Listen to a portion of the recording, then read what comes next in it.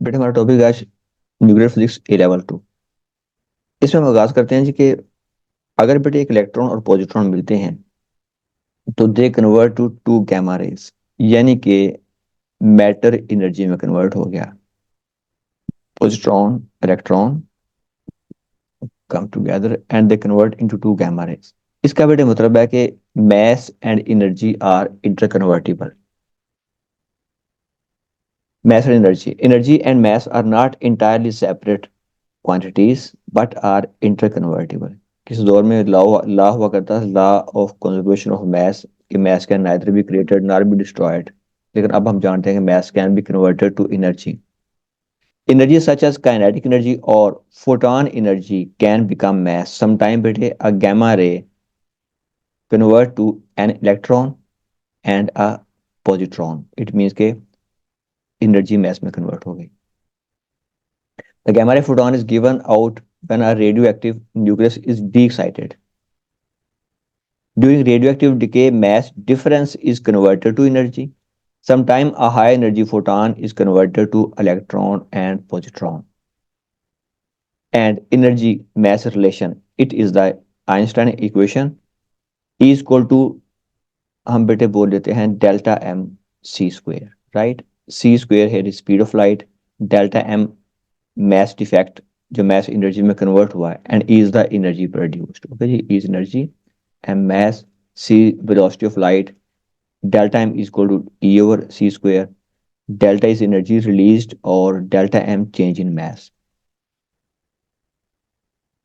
अब हम देखते हैं बेटे क्या भी ये बताता है हमें कि mass energy relation predict the release of energy in fission and fusion reaction। वो हम इसी फॉर्मूले से फाइंड करते हैं।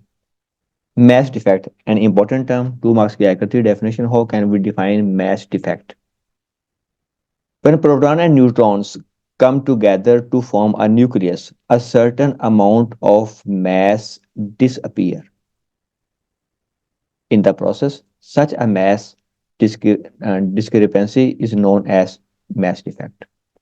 और इसकी आसान देखें definition, mass defect of a nucleus is the difference between total mass of its separate nucleons, total mass of separate nucleons and mass of nucleus itself। अगर ये भी भूल जाए तो भाई इतनी बार याद रख लें सिर्फ कि mass defect equal mass of nucleons minus mass of nucleus, it's mass defect। ये देखें बेटे हमारे पास 4 न्यूक्लियॉन्स हैं जो बनाते हैं helium nucleus. They combine to make the helium nucleus. Okay, इनका कंबाइंड मैस ये आ रहा है हमारे पास, और ये है mass of helium nucleus. You see there is a mass difference. ये जो मैस है ये ग्रेटर है इस मैस से, तो ये जिनका डिफरेंस होगा बेटे ये इसे हम बोलेंगे mass defect. Okay, binding energy. What's binding energy? Binding energy for nucleus is the energy released when nucleons combined, energy released when a nucleus is assembled from its constituent nucleons। यानी जब बेटे 4 nucleons मिलते हैं ना, तो उनके मिलने के रिजल्ट में जो एनर्जी रिलीज होती है, ये 4 न्यूक्लियॉन्स मिले हैं और ये बेटे बन गया न्यूक्लियस। इस दौरान एनर्जी रिलीज होगी, that will be binding energy, delta E. Okay, ये देखें ये न्यूक्लियॉन्स है separately, they are coming to make a nucleus. 12 nucleons code made together to a nucleus. अब जब बेटे पास आ रहे हैं ना ये वाले, they have higher amount of kinetic energy, right. अब जब मिलना शुरू करेंगे तो higher amount of kinetic energy start releasing out as heat energy. यह है heat energy of the fusion reaction. In the process of joining together energy equal to binding energy would be transfer to the surrounding as heat energy. ये बड़े बन गए nucleus और energy release कर दी। अब अगर आप इस न्यूक्लियस को दोबारा ब्रेक करना चाहते हैं इनटू इंडिविजुअल न्यूक्लियॉन्स, तो आपको उतनी ही एनर्जी दोबारा इसको वापस देनी पड़ेगी, right. That's binding energy. So second definition, binding energy की बात चल रही है अभी हमारे पास, याद रखिएगा बाइंडिंग एनर्जी की चीज हम बात कर रहे हैं। It's equal to energy needed to separate the nucleus into individual nucleons to infinity. Infinity से मुराद यहाँ पे है कि इतने दूर चले जाएं न्यूक्लियॉन्स तो उनके दरमियान अपेरेंटली कोई अट्रैक्टिव फोर्स ना रहे या रिपल्सिव फोर्स भी ना रहे। ये बेटे इसको ब्रेक करना आपने, न्यूक्लियॉन्स में आपको इसको एनर्जी यहाँ पे देनी पड़ेगी। ओके जी, ये फॉर्मूला इसका हम ऑलरेडी कर चुके हैं। बाइंडिंग एनर्जी क्या है? मैस डिफेक्ट इनटू स्पीड का square. Energy release during a radio activity के ये कैसे फाइंड करते हैं बेटे? कहते हैं हम फर्क करते हैं, हमारे पास यूरेनियम था, ये डिके हुआ इनटू थोरियम एंड हीलियम। अब अगर हम हमसे कहते हैं find the value of binding energy over here, तो बेटे हमारे पास यहाँ होगा मैस ऑफ यूरेनियम न्यूक्लियस। ये मैस आ गया यूरेनियम न्यूक्लियस का, मैस ऑफ यूरेनियम। ये बेटे आ गया mass of helium, right, mass of helium आ गया। अब चेंज इन मैस, आपने बेटे क्या किया आपने कि जो टोटल था ना मैस ऑफ यूरेनियम, उसमें से आपने दोनों मैस को सेपरेट करना आपने। ठीक है जी, तो आप जब मैस ऑफ यूरेनियम से equal minus mass of thorium and helium, mass of plus mess of helium, ये बेटे अगर आप सेपरेट करेंगे तो मिल जाएगा हमें डेल्टा एम। और इस डेल्टा एम को हम करेंगे मल्टीप्लाई किससे? सी स्क्वायर से, तो E equal to M C square, right. तो बेटा आपको मिल जाएगी energy in joules. You see another problem, to use the following data to determine the maximum minimum energy required to split the nucleus of oxygen into its separate nucleons. Give your answer in joules. ये आपको बता रहे हैं बेटे mess of proton है, mass of neutron है, mass of nucleus है, और it is speed of light. अब बेटे हमें क्या करना है यहाँ पे? हम यहाँ करेंगे कि मैस, अब you know in oxygen 8O16 it has 8 proton 8 neutron. हम बेटे करेंगे कि 8 into mass of one proton plus 8 into mass of one neutron, दोनों को हमने ऐड कर लिया। यानी आपने बेटे इसे किया 8 से मल्टीप्लाई, आपने इसको कर दिया 8 से मल्टीप्लाई। अब इस टोटल मैस में से जो आपका पास आंसर आएगा, इसमें से बेटे आपने मैस ऑफ ऑक्सीजन को माइनस करना है, मैस ऑफ ऑक्सीजन। ओके जी, इसको बेटे आपने इसमें से माइनस कर दिया, तो ये क्या आ रहा है? Mass of oxygen, it is the mass of oxygen, right, mass of oxygen nucleus. अब जो बेटा आपको मिल जाएगा डेल्टा एम मिलेगा हमारे पास यहाँ पे, डेल्टा एम। तो ये डेल्टा एम मिल गया हमें, तो फिर इक्वल क्या हो जाएगा हमारे पास? Delta M C square. जरूर इसको ट्राई कीजिएगा, ठीक है। तो it is the binding energy for the oxygen nucleus. Then we have binding energy per nucleons. How can we define the binding energy per nucleons? कहते हैं all the nuclei possesses binding energy except hydrogen one. बेचारा अकेला होता है ना, it has no binding energy. Binding energy वहां होगी जहां मोर देन टू और मोर देन टू होंगे nucleons. Hydrogen one is only single proton, it has no binding energy. Binding energy per nucleon is a measure of how tightly a nucleus is bound. More binding energy per nucleon means a more stable tightly bound nucleus. और जो आपकी definition है question की इस heading वो ये वाली है, total binding energy divided by number of nucleons, it is called binding energy per nucleons. बस ये अहम बात है, ठीक है जी। Total binding energy divided by number of nucleons for a nucleus. For example the binding energy of per nucleons of carbon 12 is, क्या होगा जी? इस total binding energy divided by 12। जैसे बेटे हमने निकाली थी एनर्जी यहाँ ऑक्सीजन की, ये हमने क्वेश्चन किया था आपके सामने।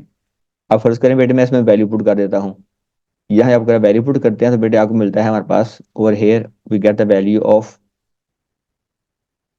जो होगा ना हमारे पास डेल्टा एम यहाँ आएगा, delta M in this case if you will check, ये होगा बेटे हमारे पास 2.20 into 10⁻⁻28, right.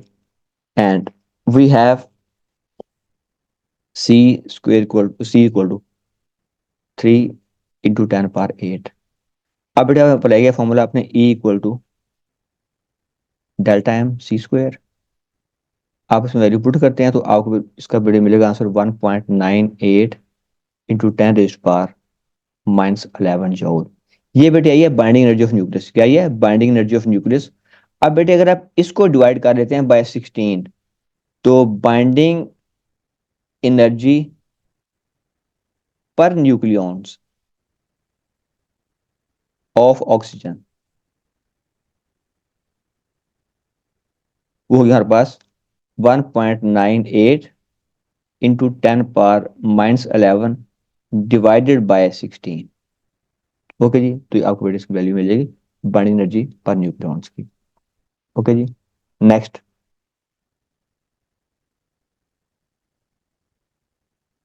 Binding energy per nucleon and stability of the nucleoid. The binding energy per nucleon of an atom is a general indicator of stability of the nucleus.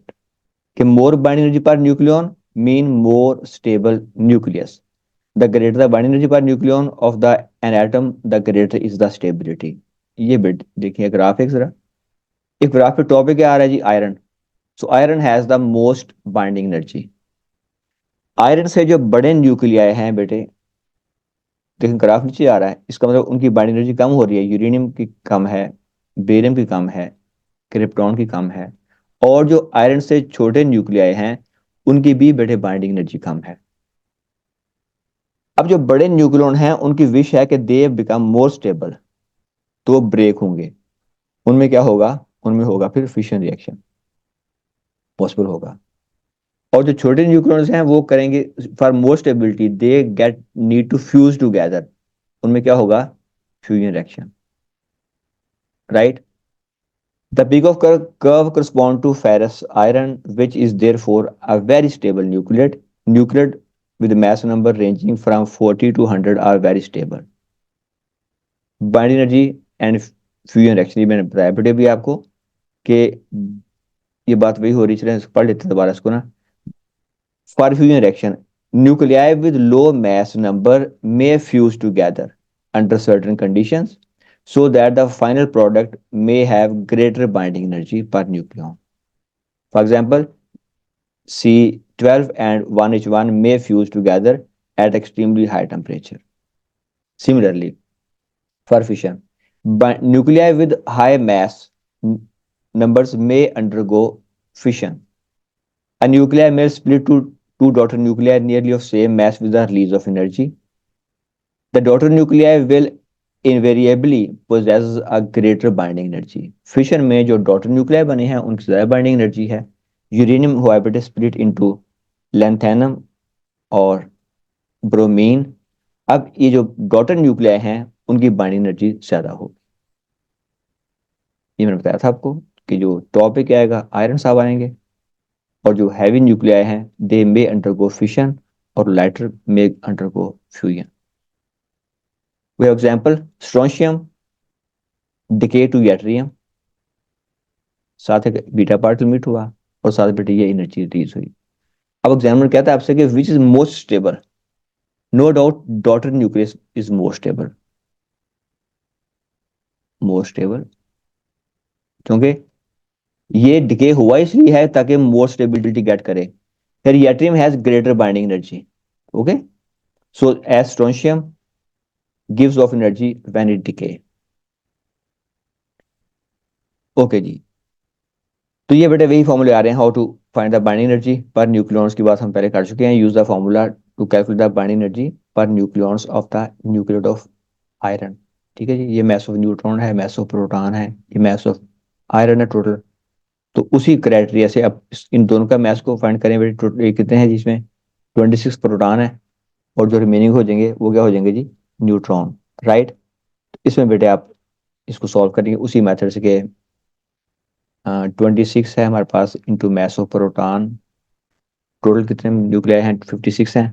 तो आप करेंगे 56 minus 26, तो ये बेटे कितना आ जाएगा? 30। तो plus 30 into mass of neutrons, right. इन दोनों को आपने ऐड किया, माइनस बेटे कर लिया आपने मैस ऑफ आयरन, आपको मिल जाएगा delta M, right. And then using formula E equal delta M C square, आपको एनर्जी मिल जाएगी, राइट। हमने फाइंड करनी है बाइंडिंग एनर्जी पर न्यूक्लियॉन, तो जो होगा ना बेटे बाइंडिंग एनर्जी पर न्यूक्लियॉन, हम क्या करेंगे कि जो हमने एनर्जी ई फाइंड की है, ई डिवाइडेड बाय कर देंगे 56, क्योंकि इसका मैथ नंबर था 56। Okay ji.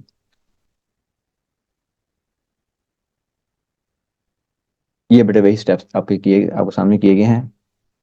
Number of neutrons आ गया, ये 30 इंटू दिस कर लिया, प्लस 26 इंटू दिस कर लिया, माइनस आपने कर लिया मैथ ऑफ आयरन, ये आपको मिल गया mass defect. Using formula binding energy delta M C square, आपको मिल गई बेटे बाइंडिंग एनर्जी, ये इसके आगे बाइंडिंग एनर्जी। ओके जी। अपने हाथ से लाजमी गुजारें प्रॉब्लम को, ताकि प्रॉब्लम खत्म हो जाए। तो इसको डिवाइड किया किसे आपने 56 से, आपको मिल गया binding energy per nucleon. What's meant by radioactive decay? Unstable nuclei of an element disintegrate to become more stable with the emission of radiation बोलते हैं, एनर्जी बोलते हैं। It's radioactive decay. Unstable nuclei disintegrate to become more stable with the emission of energy. Spontaneous decay. The decay rate is not affected by any external factor like temperature, pressure, electric field, applying magnetic field, even making its chemical combination, वो भी इसको effect नहीं करेंगे, ये हमारे पास controllable नहीं है। It is spontaneous decay. अब बेटे एक्टिविटी क्या होती है? It's activity rate of decay of substance is called its activity in delta N over delta T, it's called activity. इसे बोलते हैं एक बोलते हैं बेटे हमारे पास minus delta N by delta T. Minus का साइन बेटा इसलिए है कि एक्टिविटी आहिस्ता आहिस्ता कम होती जा रही होती है, जो कि नंबर ऑफ न्यूक्लियाई कम होते जा रहे हैं। The activity of radioactive substance is proportion to the number of unstable nuclei, कि जो होते हैं ना more the A proportion to N, या बोलते हैं A equal to lambda N. अब ये बड़े बड़े सिंपल सी बात है, फर्ज करें हमारे पास एक सैंपल है, उसके अंदर 1000 न्यूक्लियाई हैं एक्स। एक और सैंपल है हमारे पास बेटे, उसके पास फर्ज करें हमारे पास 10,000 न्यूक्लियाई हैं, एक्स मीन पेरेंट न्यूक्लियस। अब after one half life, suppose half life is 1 hour, same nuclei है, इसकी हाफ लाइफ क्या है जी 1 आवर। इसमें बेटे कितने न्यूक्लियर डिके करेंगे आफ्टर 1 आवर? हाफ, इसकी हाफ लाइफ है, क्या इसकी half life, during one half of the nuclear will decay. तो इसमें बेटे 500 रह जाएंगे एक्स, और 500 क्या बन गए वाई। और यहाँ बेटे क्या सीन बना, जो टोटल 10,000 थे, तो 5,000 are here X and 5,000 here is Y. तो यहाँ बेटे एक्टिविटी क्या होगी? 500 न्यूक्लियाई पर आर। ओके जी। और यहाँ क्या होगी एक्टिविटी? 5,000 न्यूक्लियाई पर आर। हाँ, ये बेटे पर आर कहना था, ठीक है ना जी। इसको हम पर उड़ा देते हैं आर। अब देखें इसकी एक्टिविटी 500 है, इसकी क्या आ गई 5,000। क्यों बढ़ी है? Because it has more initial number of nuclei. यहाँ एन कितना है 1000, यहाँ कितना एन है 10,000। More the initial nuclei, more is the activity. और सेकंड, अगर हाफ लाइफ कम है तो भी बेटे उसकी एक्टिविटी ज्यादा होगी। Here lambda is called the decay constant. It's expressed in unit of backward. So one backward is equal to 1 decay per second. याद रखिएगा, उसको आप किस में लेंगे backward per second। तो ये एक्टिविटी आ रहा है, मैंने कहा था एक्टिविटी का होता है minus D N by D T equal proportion to N. ठीक है जी। Decay constant. अब बेटे हमारे पास डिके कांस्टेंट की डेरिवेशन हमारे पास इसमें जो है नहीं है, तो ये जो इक्वेशन है हमारे पास, इसको हम सॉल्व करते हैं ना, इसका लेके इंटीग्रल, तो बेटे इसकी ये बनती है equation N equal to N not E power minus lambda T, right. ये इक्वेशन आपको इस फॉर्म में भी दे सकते हैं, in the form of activity भी कह सकते हैं A equal to A not E power minus lambda T, या ये आपको इक्वेशन ऐसे भी कह सकते हैं कि रेट ऑफ डिके की टर्म में R equal to R naught E power minus lambda T, ठीक है जी। तो ये बेटा अपन टर्म्स याद रखनी है।